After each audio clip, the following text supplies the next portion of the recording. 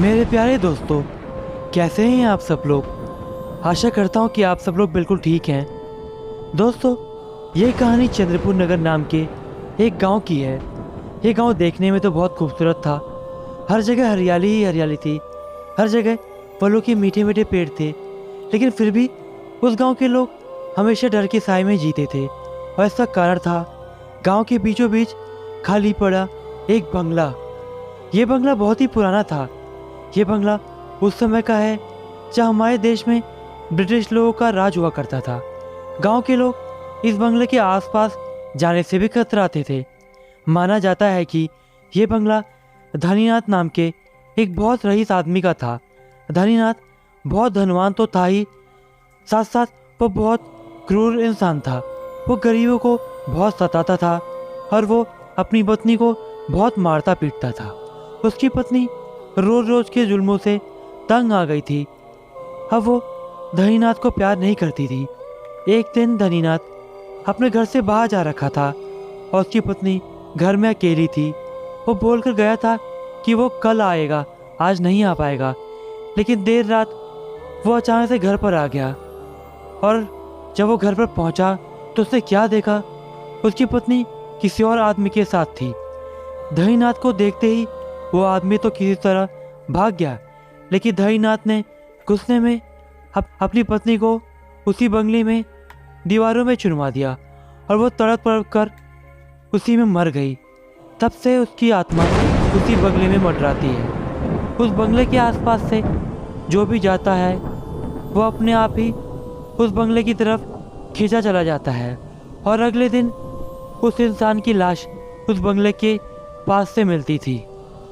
उन लाशों की हालत बहुत ही बुरी रहती थी।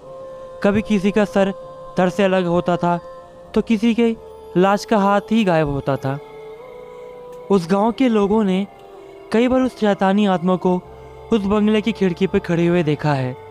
जब रात को लोग सो जाते थे तो उस बंगले से रोने और हंसने जैसी ही आवाज़ें आती थी, जो रात के अंधेरे में लोगों के मन में उस आत्मा का डर और बढ़ा देते थे।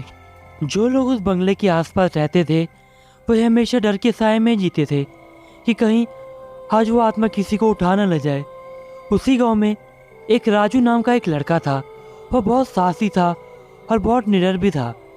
उसको भी उस भूतिया बंगले के बारे में पता था, लेकिन उसको उसके माँ बाप उस भूतिया बंगले से कोसों दूर रखते थे। वो डरते थे कि कहीं उसके बेटों को वो आत्मा उठा न ले जाए।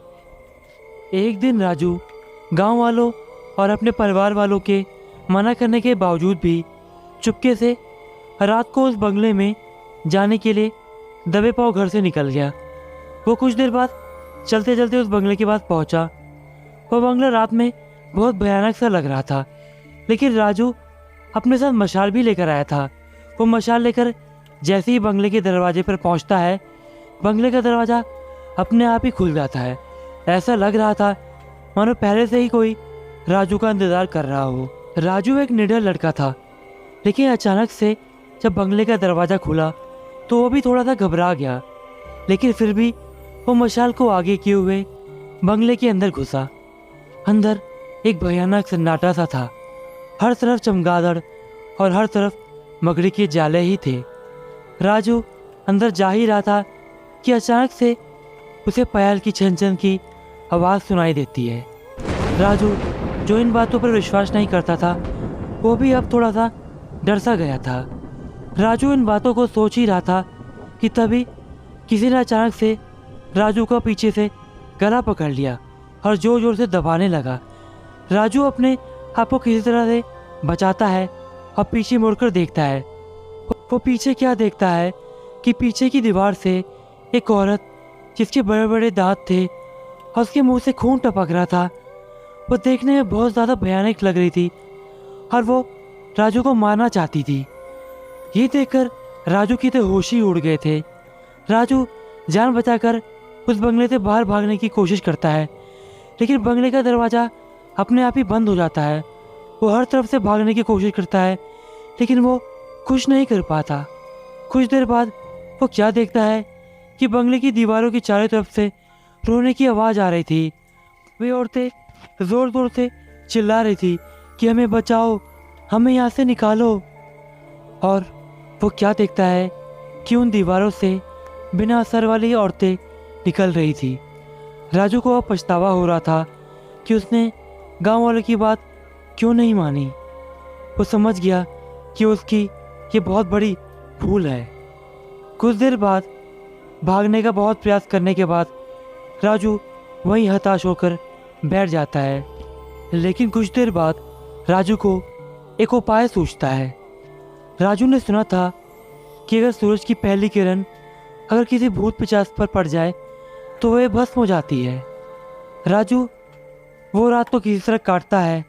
फिर अगले दिन राजू सूरज की पहली किरण पड़ने से पहले ही उस बंगले की सारी खिड़कियों को तोड़ देता है।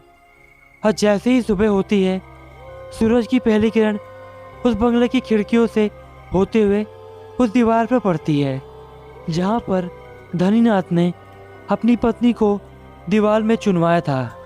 जैसे ही सूरज की पहली किरण का तेज उस दीवार पर पड़ता है, वो आत्मा बुरी तरह तड़पने लग जाती हैं और भस्म हो जाती हैं। उसके मरते ही पूरा बंगला मानो जगमगा उठता है। गांव वालों को जब ये बात पता चलता है तो वे बहुत खुश हो जाते हैं और इनाम के तौर पर राजू को उस गांव का प्रधान बना देते हैं।